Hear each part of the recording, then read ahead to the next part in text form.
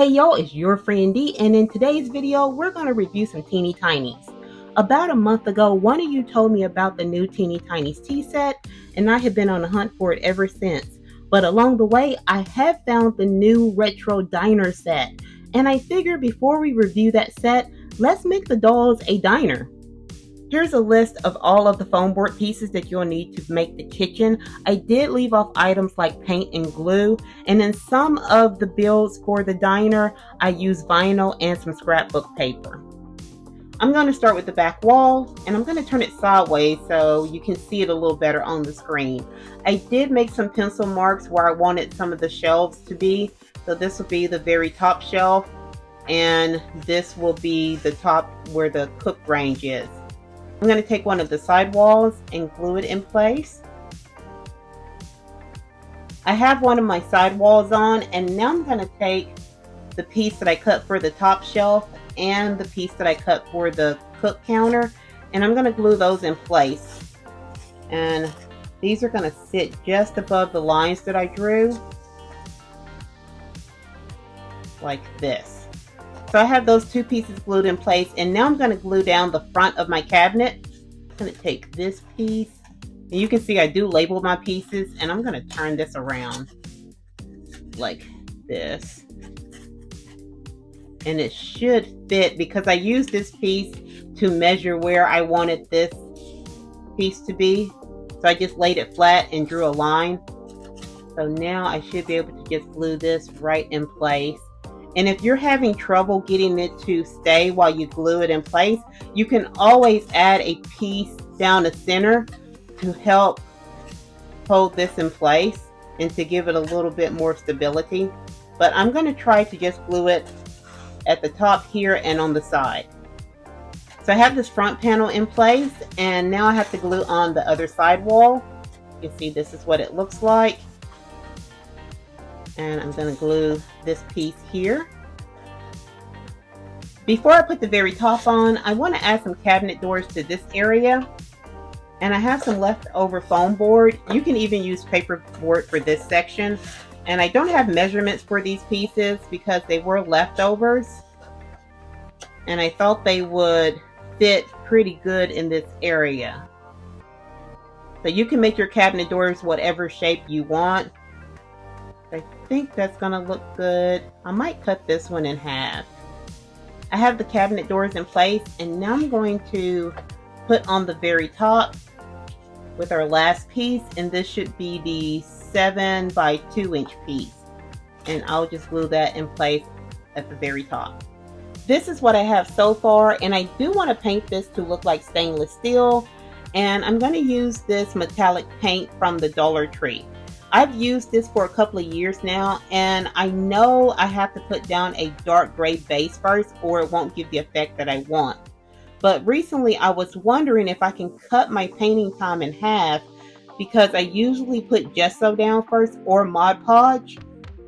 And when I use Mod Podge, I typically will add some black paint to it. And I'm thinking I can do the same thing with gesso and just add my dark gray to the gesso and use that not only as a sealant, but my first layer of paint. And then I can go back over it with the metallic and hopefully get the look that I want. So I have the kitchen area painted. I have just one layer of the metallic paint on right now. I might have to go back and put another coat on. Up close, you can see that it does have a metallic shine, but there are areas like here and possibly the back wall that I'll have to add another coat, but those areas are still drying right now, so I'll just wait and maybe I'll be able to get away with just the one coat. I decided to divide my countertop into 3 areas by using some leftover foam board, and I just cut them into triangles and painted them the same as the rest of the kitchen area. And I think what I'm going to do is have this middle section be the cooktop. And I do have printables that I haven't made just yet. And I'm going to have the control knobs and everything just printed instead of making some out of clay, or you can even use beads if you want to go that route. But once I have the printables made, I will make them available in the description. And the areas on the side of the cooktop will just be for supplies And I might make a deep fryer to go over here, but that'll be in a future video. For my cabinet handles, I just used a really thin dowel rod and cut it into 1-inch pieces and just painted it the same as the doors. Next, we'll work on a counter, and here's a list of the foam board pieces. I do use vinyl to cover this project, but you can use scrap paper or you can even paint it. For the counter, I'm going to start with the largest piece, which is for the front part, and I'm going to take one of the counter sides and glue it on the shorter side of the front, and I'm actually going to glue it on top.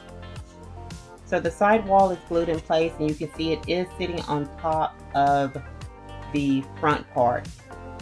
Now I'm going to take the base portion and glue it on the bottom, and it's also sitting on top of this piece.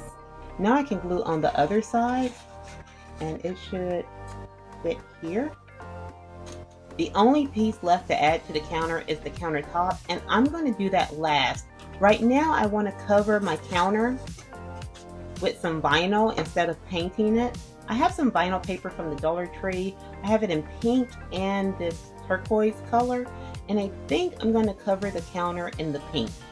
Here's the counter covered in the vinyl, and I did go ahead and glue the top on.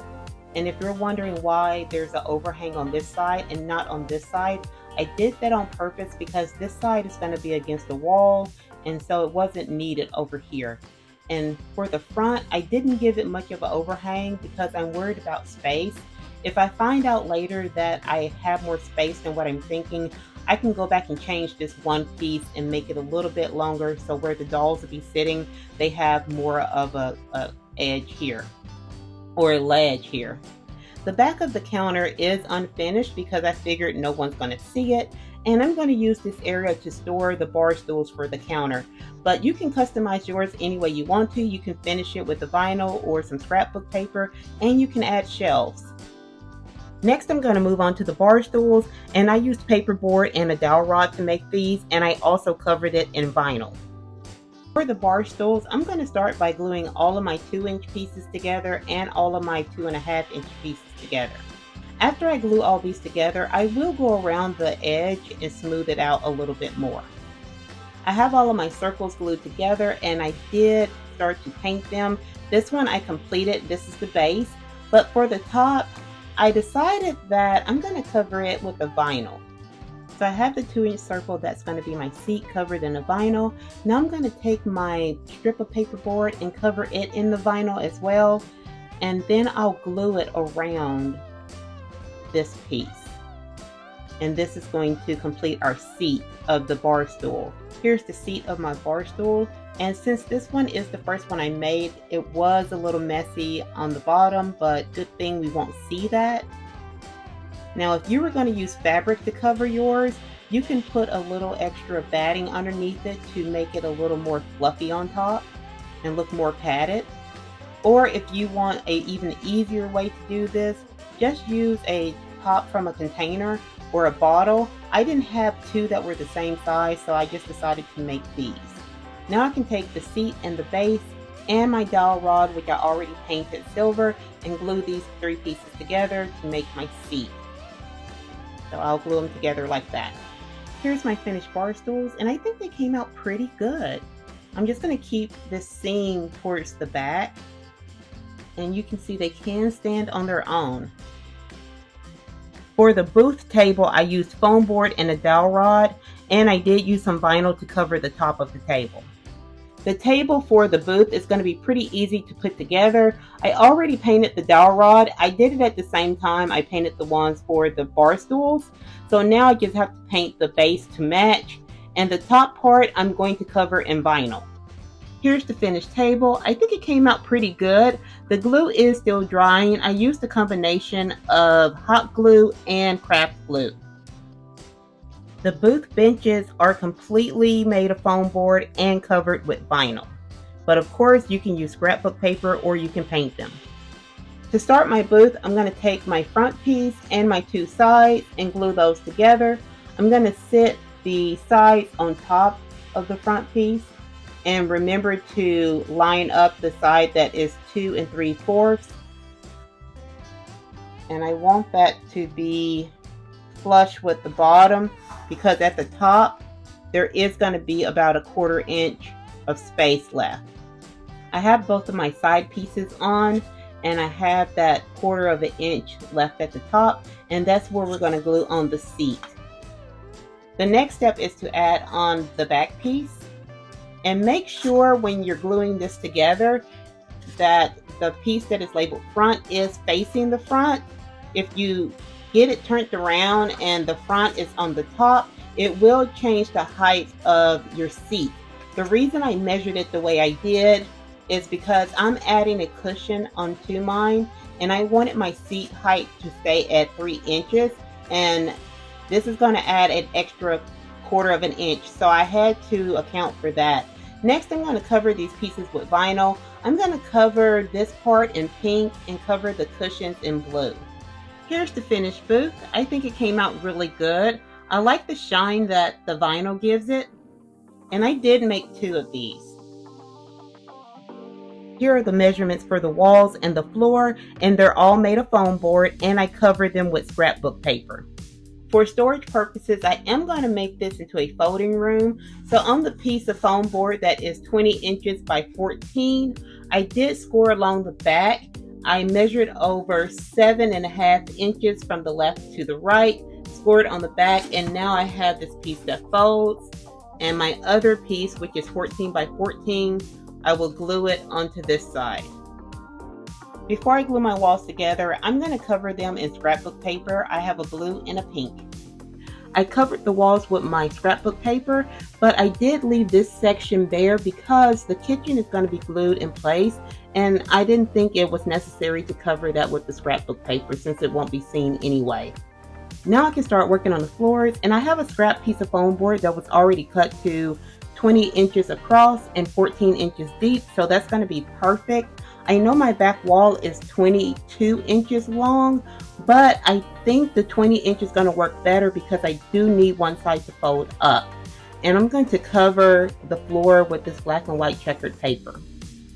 I wanted to test the floor before I put the paper on to make sure everything would fit once folded up.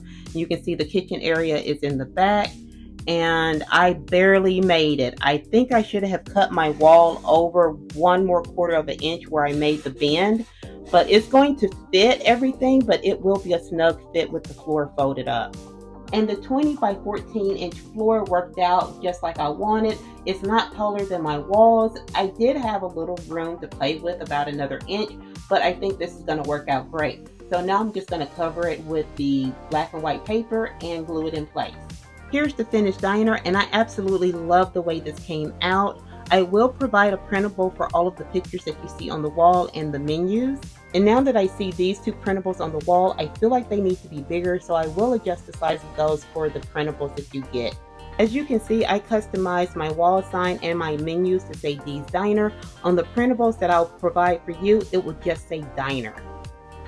Now that the diner is finished, let's take a look at the new Teeny Tiny's Retro Diner playset. On the back of the packaging, there's a picture of all 20 pieces that are included in this playset, and I see some items that we could possibly cut out and make some extra pieces. There is a picture of a diner included in the box, and this would make a great background.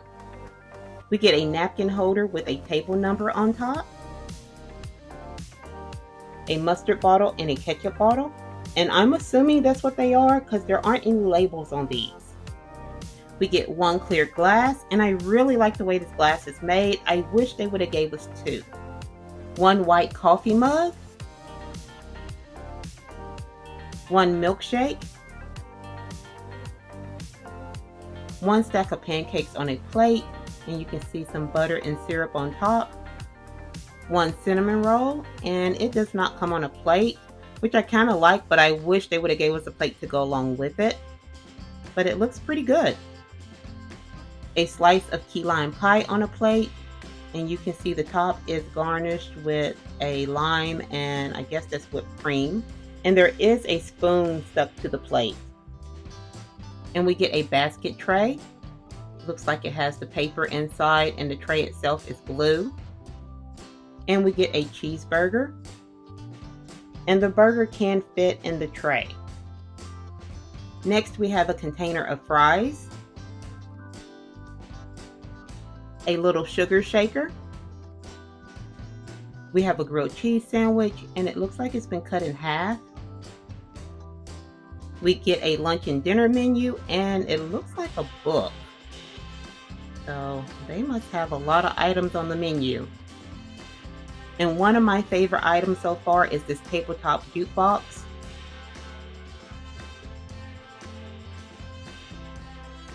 And we get a waffle maker with 2 waffles. And I did not make room on my counter for this, so I gotta figure out where I'm gonna store this. The waffles can fit inside, and you can close it. So this is a really nice item. Another one of my favorite items in this set is this soda machine. It says soda pop, take a sip, and it has a tab that says pull here. I think this looks really nice. And this might be able to fit in my kitchen area.